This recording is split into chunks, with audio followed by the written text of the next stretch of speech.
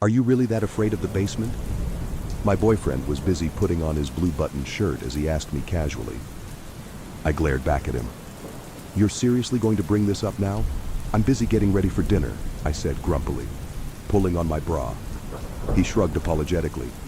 Look, I'm sorry, okay? I just want to know why, especially if it's such a big issue. We can talk about it whenever you want. But I would really like to talk about it eventually.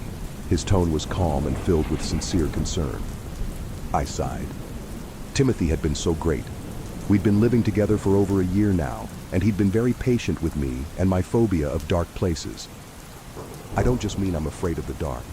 I mean I go into full-on panic attack mode and start tearing the walls apart with my bare hands and fingernails and teeth if it gets even close to dark in any room I'm in. It makes going out at night or doing anything normal like going to the cinema, or planetarium or club or bar very difficult. I also cannot enter a bathroom that has no natural light and nothing but motion sensor-based lights. If they go out for just a second, my heart races, my blood boils from fear and my lungs burn from panic. I scream and run, crying usually until I'm back in the light. I slowly sat on the edge of our bed. Okay, Tim, I'll tell you why. Right now, actually, if you'd like. I'd rather just spit it out. We have a few minutes and it's not a very long story anyway. Timothy quickly pulled on his last sock and came over to sit next to me. I looked at him and then looked back down at the bed.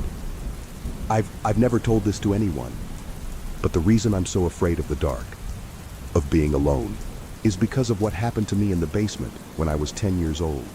I paused and Tim took my hand. His fingers were rough and warm. I'd never had issues with the dark or the basement or anything like that ever before. One day my mom asked to go down and fetch the laundry from the dryer. So I've been down in the basement of this house a billion times, and I think nothing of this at all. The door creaked loudly, just like normal, as I opened it. I lazily walked down the steps and was busy messing around with my new Walkman when I suddenly heard the door slam behind me. I was plunged into darkness and I thought I'd gone blind. I groped in the darkness for the light switch and heard it click as the light bulb buzzed to life noisily. The basement was not large and was nothing but bare concrete. We used it to store some old furniture and photo albums. Of course, we kept our laundry down there too. A bit spooked by the door slamming, I decided to get the chore over with as fast as possible. However, as my foot left the last step and touched the cold concrete floor, the light bulb glowed brightly and burst. I was plunged into darkness yet again. I breathed heavily and moved in the direction of the laundry. I waved my hands in front of my face but could see nothing. I knew that there was a flashlight in the drawer of the desk next to the dryer. I took a few tentative steps, expecting any minute to feel bright pain explode through my hip as I bumped into the desk. But I never did. So I started taking bigger steps. The hairs on the back of my neck stood up as I realized that something was horribly wrong. I should have been on the other side of the room by then. A few steps after that, I should have been on the other side of the wall. Before I knew it, I was running, sprinting, hoping to be lucky enough to slam hard into the wall, to prove this nightmare a fake. But the wall never came. I ran through cold darkness. Then I heard a voice, a soft whisper at first. Then it became louder. It was the voice of a man. There was nothing abnormal about his voice at all, but it gave me goosebumps. He warned me never to return to the dark. He warned me never to tell another living soul about where I had been. I shook, trembling with fear and incredulity. How could this be possible? Where was I? Suddenly, light sprung to life in front of me. I yelped and shielded my eyes because it was very bright, and I suddenly felt really cramped, like the room had just shrunk. Then strong hands were grabbing me and lifting me, and I found myself being pulled from a well. We still have no idea how, but some men had heard a noise, and once they'd seen me, they rescued me immediately. They found me in a well that was hundreds of miles from my house. From that damn basement. I paused briefly as I rubbed my temples with the tips of my fingers. I had to go to therapy and no one could ever explain anything. Like I said before, I never mentioned what really happened to anyone. I didn't know whether I was more afraid of people thinking I was crazy or if I was really more afraid of that voice. All I said was that I blacked out on my way down the stairs, ended up being in all the papers, and my family and I had to move to a whole new town. After that, it was just kind of swept under the rug and people stopped asking questions. My parents never bring it up. They pretend it didn't happen. I like to do that too. So now that I've told you, I don't want to hear another word about it. And if you tease me or prank me, so help me God, I'll dump your ass. I was trying to make a joke to help break the tension, but I could feel myself shaking as I recounted the story. It had been some time since I'd thought about that traumatizing day. I felt tears form in the corners of my eyes, but quickly blinked them away.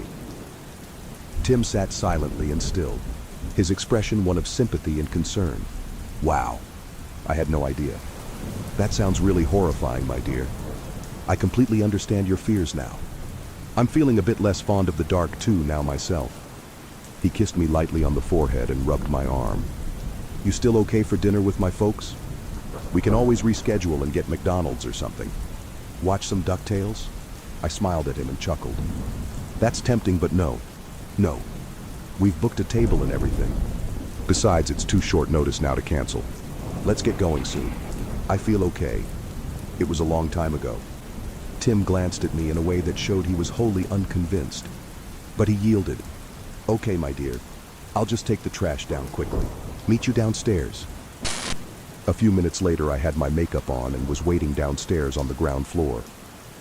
Tim had left ahead of me to take the trash to the refuse bins in the basement, and I had expected him to be waiting for me already. But he wasn't there. I frowned, confused. Is he still downstairs? Why is he taking so long? I tried to keep my panic in check, but as the minutes ticked by, my heart began to thump loudly. No. There's no such thing as the dark place. There's no such thing as the monster in the basement, I stammered to myself, softly as I tried to force the panic back down into the recesses of my stomach. I couldn't end that thought without the ending being dire. My blood was electrified with terror as I made a small step towards the basement. The stairway to the basement was curved, so the basement door was hidden. I craned my neck and peered around the corner. The large, metal basement door was shut. Tim? Tim. Is everything okay? My voice shook slightly as I spoke, but it was firm and loud. Silence pressed up against my ears. I took a step forward and started to descend. I halted after 3 steps. I felt dizzy now. Tim? Tim, this isn't funny. I'm really freak. Then I heard him. Kata! Kata! I tripped and hit my head. I heard him groan in pain. I think I twisted my ankle. I really need some help. My fear instantly dissipated. Tim was hurt badly. His voice sounded really worried. If he'd been unconscious this whole time, he'd need serious medical attention. Shit! Why had I waited so long to check on him? Of course, there's no such thing as monsters. He needed me and I couldn't let my fear get in the way. I hurried down the stairs and ripped the door open. As soon as I stepped through the doorway, I knew I'd made a huge mistake. Complete, utter darkness pressed up against my eyes, and I felt an unnatural coldness in the air. I turned to leave, but the basement door slammed into me and knocked me back so hard I felt myself leave the floor. I hit the ground hard and yelled with fright, pain and surprise. What the hell? I stammered, my head swimming with confusion. Tim? Timothy! I whimpered in the pure darkness. I was sitting on the hard, dusty floor, which was the only other thing I could sense besides the horrendous cold, my soft sobs and the musty smell. Then a gloomy light bloomed to life. My jaw dropped open in horror. It couldn't be possible. There, many yards in front of me, too far for the size of this basement to be possible, was hanging a single light bulb. Its light was cold and small. It looked almost exactly like the light from my old basement. As I looked down, I yelled and began to wail loudly. Lying in the light of the bulb was the mutilated, bloodied corpse of my dear, sweet Timothy. The man who I had wanted to marry. The man who always made me feel safe. The man who knew exactly how I liked my coffee and pancakes. Oh my God, he was dead. That thing had got him and it was all my fault. Guilt, terror and pain of all kinds washed over me. Tears poured down my face and I yelled incomprehensibly, pleading for someone to help. Suddenly, another identical light bulb popped to life before the first. Then another. Then another. Soon, hundreds of lights sprung to life. The line of lights made a beeline toward me, and the final light bulb flickered to life in front of me. I heard the sizzle and hum of its electromagnetic field as it hung above me. I was frozen from fear. I had no idea what to do. My eyes burned with tears and I squinted because of the bright fluorescent lights. I shouted from fright as I heard a light bulb suddenly explode. I gazed down the line of lights and saw the silhouette of a man standing beneath the broken bulb, right at the end. Then the next bulb in the line burst, and the man instantaneously stood beneath it. Now one light closer to me. With a loud pop, the next bulb blew. Then the next. Suddenly, all the bulbs were exploding one after the other, louder and louder. I saw the silhouette get closer and closer. As swift as a shadow, I stood to run, vomit making its way into my mouth as my heart screamed from panic. As I turned to face the dark behind me, a cold hand grabbed my throat. I felt myself lift into the air.